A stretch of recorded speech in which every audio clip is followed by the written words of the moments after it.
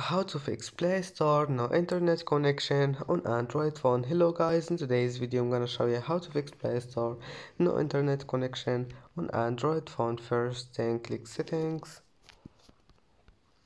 and then just scroll down until you find apps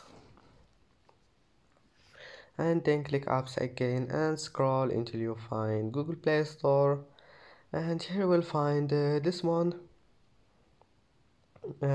here, storage, clear cache, and then go back and force stop.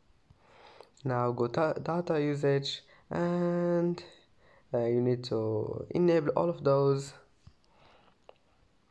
and then just go to permissions and enable storage, and that's it. Now just go back and restart your phone, and that problem must be fixed. And that's it for today's video. Don't forget like and subscribe, and see you in the next video.